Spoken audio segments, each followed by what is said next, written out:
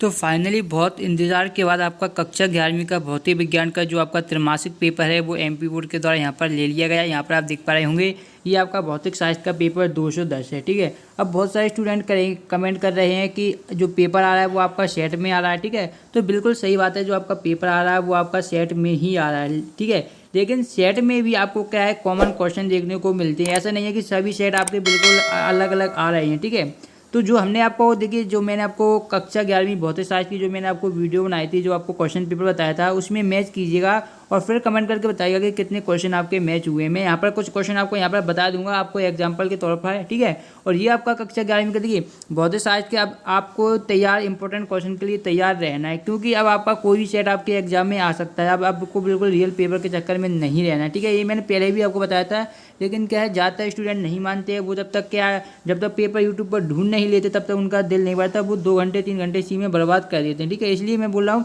जो हम वीडियो डालेंगे आपके आगे आने वाले सब्जेक्ट केमिस्ट्री की या आपकी जो भी मैथ का हो, ठीक है, उसमें आपको जो हम क्या करते हैं, पूरा मॉडल पेपर त्रैमासिक क्या आपके लिए तैयार करते हैं, जो पैटर्न रहता है। ठीक है, केवल आपको उसके क्या क्वेश्चनों को याद करना होता है। ठीक है, आप ये कभी मत सोचिए कि आपको रियल पेपर मिल जाएंगे।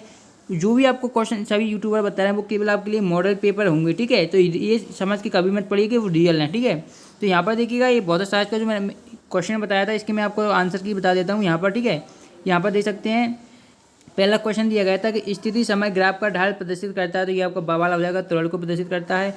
प्रातः वेग समय ग्राफ समय अक्ष के लंबवत कब होगा? जो वेग समय ग्राफ होता है वो समय अक्ष के लंबवत होता है, कभी नहीं। है आपका आंसर हो जाएगा, क्योंकि एक समान गति है तो वो क्या है, वेग अलग हो सकता है। इस तरह से जो आपका आंसर हो जाएगा वो हो जाएगा कभी नहीं। ठीक है, प्रातः किसी प्रक्षेप द्वारा क्षैतिज में चली गई दूरी उसकी अधिकतम ऊंचाई की 4 गुना हो प्रक्षेपण कोण का मान होगा। ठीक है, तो ये क्वेश्चन को मैंने वीडियो में बताया था, मैंने आपको ऑब्जेक्टिव क्वेश्चन बताया था। यदि किसी वस्तु को अधिकतम दूरी पर हम फेंकेंगे तो उसके लिए क्या जो हमारा मान होना चाहिए थीटा का, वो हमारा 45 डिग्री होना चाहिए। ठीक है, ये क्वेश्चन मैंने लगभग हर वीडियो में आपको डिटेल से समझाया था। ठीक है, जिन स्टूडेंटों ने वीडियो को देखा होगा वो आसानी से 45 डिग्री इसका आंसर करके आए होंगे। ठीक है, तो ये आपका आंसर हो जाएगा 45 डिग्री। ठीक है, ये क्वेश्चन मैंने आपको ऑलरेडी बता दिया था। ठीक है, आगे देखेंगे, यहाँ पर देखिए आपका दिया गया घड़ी की सेकेंड सुई का कोणीय वेग होगा, तो घड़ी की सेकेंड की सुई का कोणीय वेग होता है आपका π/30 रेडियन प्रति सेकेंड। ठीक है, ये आपका होता है।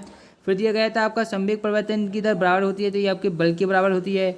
नाव में किसी सवार के किनारे पर कूदते समय क्रिया पर बल लगता है, तो ये आपका होगा सवार पर। ठीक है, ये इस तरीके से सभी क्वेश्चन आप देख सकते हैं। किसी वस्तु के जड़त्व का कारण क्या होता है, क्या द्रव्यमान होता है, क्या वेग होता है, द्रव्यमान एवं वेग दोनों, तो ये हमें बताएं। इस टाइप से आप देख पूरा पेपर यहाँ पर आपको मिल ही गया होगा। तो मैंने कुछ क्वेश्चनों के सोल्यूशन बता दिए हैं। बाकी आप टेलीग्राम को ज्वाइन कर लीजिए, डिस्क्रिप्शन में आपको टेलीग्राम की लिंक मिलेगी, वहाँ पर इसका संपूर्ण सोल्यूशन आपको हम प्रोवाइड करा देंगे। डिस्क्रिप्शन में लिंक टेलीग्राम की है, वहाँ से जाकर आप ज्वाइन कर लीजिएगा। ठीक है, तो यहाँ पर देख सकते हैं रॉकेट नोदन खालिस्तान सिद्धांत पर आधारित है। ठीक है, ये आपसे क्वेश्चन कई बार पूछा गया है। मैंने बोला था जितने भी इंपॉर्टेंट क्वेश्चन ऑब्जेक्टिव रहते हैं वही आपके बार बार रिपीट होते हैं। ठीक है, घर्षण द्वारा किया गया कार्य होता है, ये बताना है। ठीक है, महत्तम ऊंचाई प्राप्त करने के लिए प्रक्षेप कोण, ये अभी मैंने आपको ऊपर ही बताया था 45 डिग्री। ठीक है, ये लगभग एक ही क्वेश्चन 2 बार आपके रिपीट हो गए हैं। ठीक है, यहाँ पर देख सकते हैं एक वाक्य में दिए गए हैं। संवेग का ऐसे ही मात्रा आपको लिखना है। ठीक है, तो इस तरीके से आप यहाँ पर क्वेश्चन पेपर देख सकते हैं। ये आपकी जोड़ियाँ दी गई हैं जिसमें आपके विमीय सूत्र पूछे गए हैं। ठीक है, इस टाइप से आपका पूरा क्वेश्चन यहाँ पर दिया गया। न्यूटन के गति के नियम, ये था आपका हर साल आता है। गति का द्वितीय नियम जो कि F = ma, लगभग हर साल ये क्वेश्चन पूछा ही जाता है, त्रैमासिक हो, अर्धवार्षिक हो, फाइनल हो।